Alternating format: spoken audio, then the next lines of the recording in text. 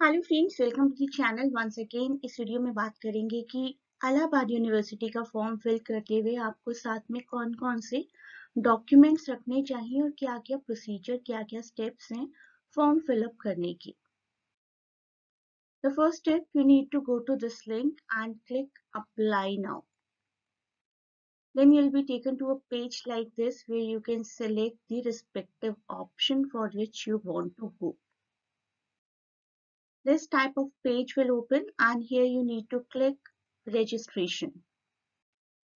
Form को बहुत ही ध्यान से भरिएगा। अगर कोई भी मिस्टेक हो गई तो आपका फॉर्म एक्सेप्ट नहीं होगा, या फिर जो भी नाम फिल करें उसी नाम से फिर आपका एग्जाम कंडक्ट किया जाएगा। लेकिन उसके लिए फिर आपको अपने वेरीफाइड डॉक्यूमेंट्स भी देने पड़ेंगे। सपोज आपका नाम ऋतु है तो करेक्ट स्पेलिंग लिखिए RITU, और if you right REETU, what ever spellings का बहुत ध्यान करिए। लास्ट टाइम मेरी एक स्टूडेंट्स को थोड़ी सी स्पेलिंग मिस्टेक की वजह से बहुत ट्रबल हुई थी। She could not appear for the respective exam. तो नाम को आपको फिल करना है यहाँ पर, फिर नाम को रिपीट करना है विद द सेम स्पेलिंग्स, और इवन यहाँ पर आपको कैपिटल और स्मॉल का भी ध्यान रखना पड़ेगा। Father's name, mother's name, your nationality, and your mobile number.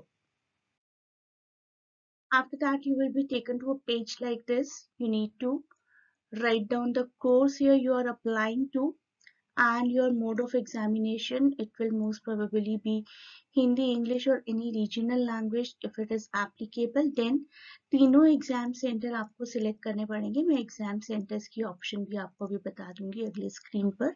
Then you need to fill again your name, your father's name, your mother's name, your phone number, or your WhatsApp phone number if applicable, any different number is there, email ID, and your gender.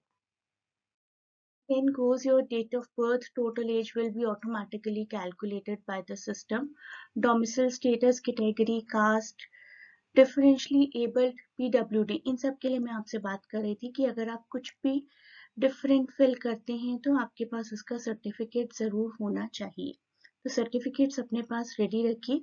Aadhaar card number mandatory तो नहीं है, यहाँ पर देखिए asterisks नहीं है, but it will be good if you have it and you fill it. Parents income, minority, Kashmiri, migrant, अगर आप इसमें से किसी पर भी टिक करते हैं तो आपके पास वो रिस्पेक्टिव सर्टिफिकेट्स होने चाहिए। जो कुछ भी आप टिक करें ना, you should have the proof of that. That's as simple as that. Ward of university of Allahabad and constituent colleges employ teachers, अगर नो है तो इट्स ओके, अगर येस है तो आपको कहीं ना कहीं मे बी नॉट नाउ बाद में प्रूफ देना पड़ेगा। मैरिटल स्टेटस, हॉस्टल रिक्वायर्ड, चाहते हैं तो येस कर दीजिए। Is there any pending police case, most probably I hope सभी का ये नो ही रहेगा, नो ही फिल करें इसको। एग्जाम सेंटर्स की मैं बात कर रही थी, तो आपको 3 एग्जाम सेंटर्स सिलेक्ट करने होंगे डिपेंडिंग अपॉन योर प्रायोरिटी। जैसे कि आपने न्यू दिल्ली को सबसे पहले सिलेक्ट कर लिया तो न्यू दिल्ली आपकी फिर सेकेंड लिस्ट में से हट जाएगा। और सपोज जैसे आपने कानपुर को सिलेक्ट कर लिया सेकेंड लिस्ट में, तो थर्ड लिस्ट में से कानपुर हट जाएगा। आपको देखना है कि अपनी वेसिनिटी और अपने कंफर्ट के हिसाब से कौन कौन से 3 सेंटर्स को आप चूज कर सकते हैं। इन केस अगर न्यू दिल्ली में आप रहते हैं और न्यू दिल्ली आपका सेंटर नहीं है, which is the nearest one you can manage to go to. फिर यहाँ पर आपको अपनी कॉरेस्पॉन्डेंस डिटेल रखनी है और permanent address if it is same, click here. अब आता है द रियल पार्ट, जहाँ आपकी बेसिक से हटकर थोड़ी सी इंफॉर्मेशन एंटर होनी शुरू होंगी एजुकेशनल क्वालिफिकेशन की। ईयर को अच्छे से फिल करिए। किस ईयर में आपने 10th पास किया है, किस ईयर में आपने 12th पास किया है। ग्रेजुएशन में यहाँ पर आपका अपीयरिंग भी आएगा।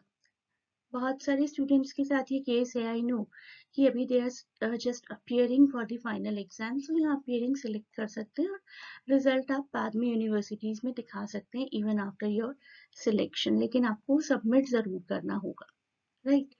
और 10th के आपके सर्टिफिकेट पर, 12th के सर्टिफिकेट्स पर आपका रोल नंबर होगा, उस रोल नंबर को भी आपको यहाँ मेंशन करना पड़ेगा।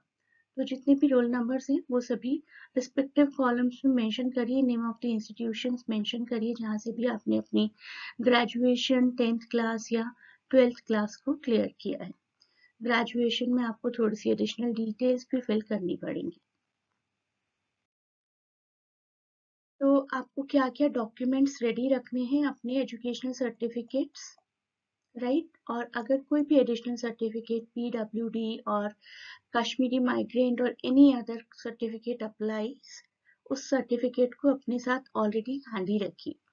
अपनी फोटोग्राफ रखिए और अपने डिजिटल सिग्नेचर्स रखिए रेडी। CUET के लिए अगर आपने फिल किया है तो उसमें भी ये सभी प्रोसेस और ये सभी डॉक्यूमेंट्स थे। सबमिशन ऑफ फी करना है बस आपको इसके बाद। And this is advised that you should take a printout of the filled application form with payment details and you're done. I wish all of you a great good luck for your form filling process as well as for your admissions in various respective universities.